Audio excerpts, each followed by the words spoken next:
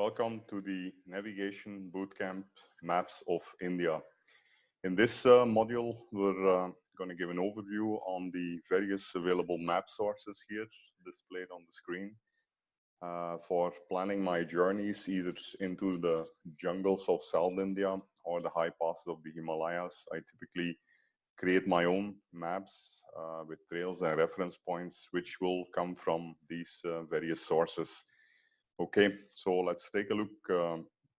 Initially, I guess everyone will be familiar with Google satellite maps. The beauty about Google satellite maps is that they are very detailed. They give a visual image on the terrain. Here we're looking at the Sarab River.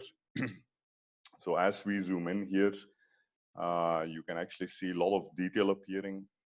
Anything, even the size of a small trail, like say, for example, here above the Sarab River, you can see a fine line here. This actually corresponds to a hiking trail that runs above this Sarab River and can easily be detected on satellite images, as well as certain remote villages along the way, which you will not find on other reference maps. Another very useful map is displayed when going to the terrain mode in Google. So if you zoom out a little bit, you will see contour lines appearing here. So contour lines give you a clear idea of the topography of the terrain. You can easily recognize peaks. Here, for example, 5,100 plus 20, 40, 60, 5,160 meters. You can identify ridges along the mountain. You can easily identify the valleys, saddles, passes, etc. So very essential for anyone navigating in the mountain. Contour lines give you a very clear idea about the terrain. The next interesting map available on both as a standalone application on the desktop as well as running in a map in a browser is Google Earth. Google Earth gives you the same view as the Google satellite maps. Only thing is that it will present you a more three-dimensional version. For example, here, if we zoom into the Himalayas, let's take some of these snow ranges here. So you can clearly see the grid here, latitudes and longitudes, which can be enabled or disabled. And in addition to this 90-degree vertical point of view, you can lower the angle. You just press the shift button and use the mouse rocker to basically get, voila, a more 3D view on the same landscape. You can see it from different angles, north, east, west, south. You can zoom in, zoom out, clearly seeing valleys and mountain ranges from different points of view. So very nice tool to basically inspect the landscape in 3D. Another interesting map, proceeding further, is a couple of these older maps used by the American and the Soviet armies, slightly higher in scale. Here, when I say 1 to 250,000, I mean basically 1 centimeter on the map corresponds to 2.5 kilometers on the field. So in this case, a little bit less detailed for hiking purposes, but still quite interesting.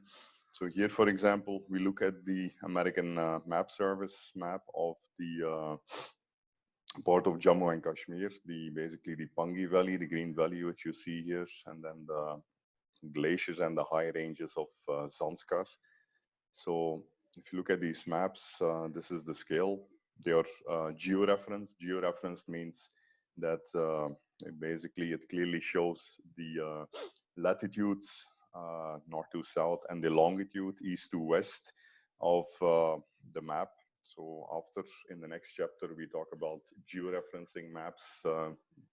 We'll be able to identify the exact location of every point on this map. So if you look at this map, it clearly shows you again the topography, the contour lines, shows you various other details like green sections. It's typically a forest area. White or orange sections here is basically open rocks or alpine meadows, and then the blue areas are the glaciers. In case of the Himalayas, you can clearly see the stream marks, and a lot of villages, settlements, old trails will also be there.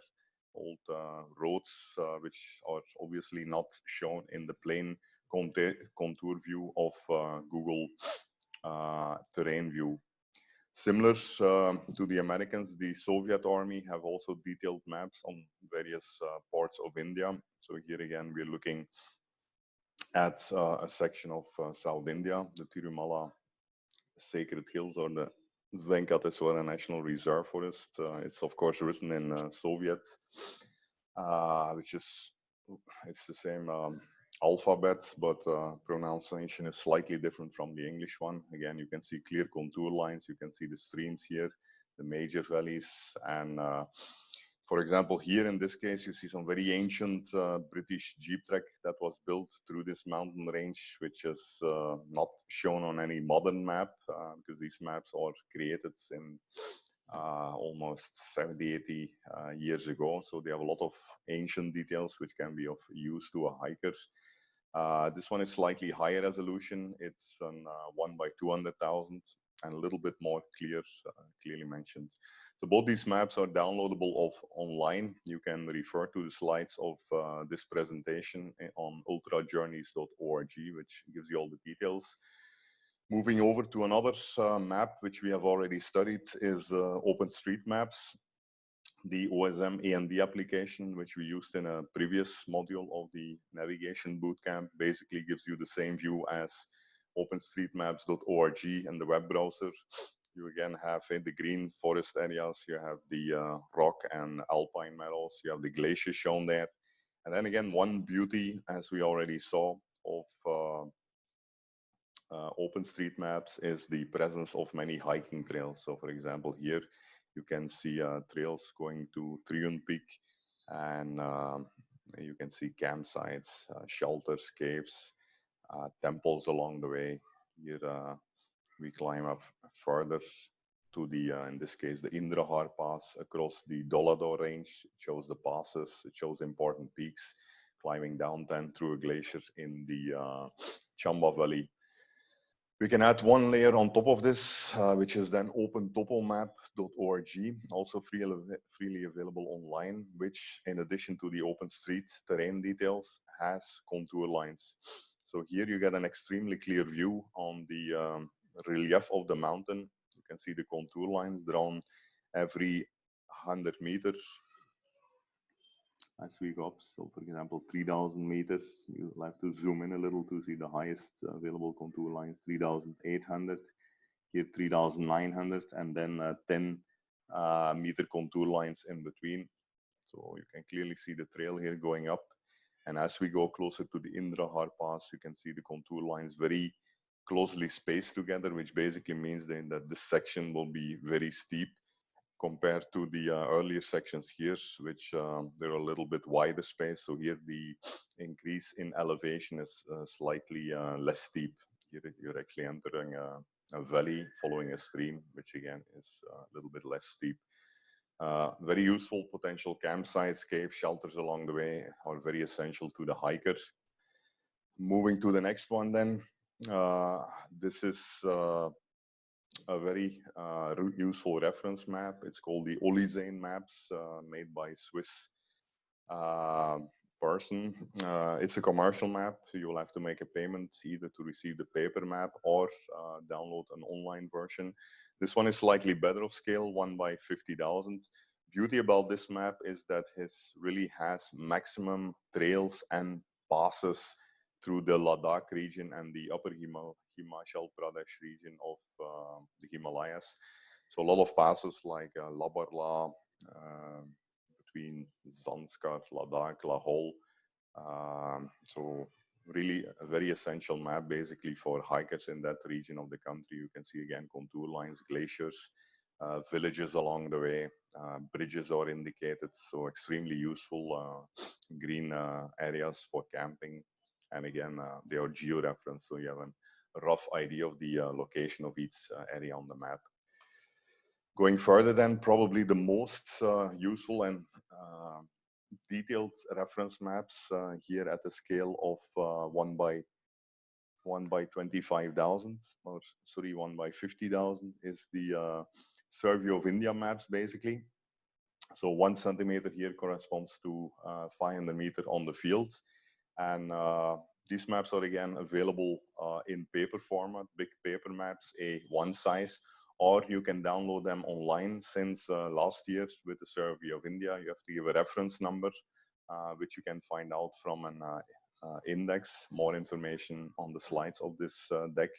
Here we're looking at the Sahyadris, Bhimashankar area, specifically at Siddharghat Fort here. So it clearly again shows the contour lines, the streams. Red dotted lines are trails. Here you can see the trail that leads to Siddharghat village, from where you climb up to the Siddharghat Fort, 982-meter peak. You can see these specific symbols here, which indicate those near vertical drops, which are so typical to the Sahyadris, more village settlements. A lot of useful information again, like potential campsites, springs, and district boundaries, cultivated land, villages. So anything useful for hiking. Survey of India is definitely a very useful reference. It's also just like the American and Soviet army maps, has a clear legend, covers so much of terrain detail in addition to the contour lines or the topography of the terrain, including the vegetation density, trails, tracks, and lots of useful information. Basically, many of these maps are pretty old. Then finally, two other, not really maps, but databases of trails are the Wikilog, which has a lot of useful information. So here, for example, you can search on any location, any, in this case, fort in the Sahyadris. You do a search and it's gonna pop up various trails, GPS logs, basically, of people who have hiked to this particular place and display you the exact route to this location. So this one you can download in a GPX, standard GPX file, which you can then import in your own map, Google Map, or OSM AND. Similar for the Sahyadris, especially useful is Rambler. Rambler, again, you can search on any fort here, and you will get the account or the profiles of various hikers from typically Pune and Mumbai who have hiked to this place, and you'll be able to download any of these trails here, GPS logs, see them on the map, see the elevation profile, the altitude profile, download them again, and use them in your own maps. Here, for example, Kotaligat trail, so the full GPS recording, the elevation profile, the speed, which again can be downloaded as a GPX file and used by yourself. Voila, so this basically gives you an overall idea of the various sources that you can use to study the terrain around the region, around your own trail, and go into the field much better prepared, take various details from these various sources, compile it in your own maps, and then download it in your phone, use it in OSM AND to find your own way in the wild.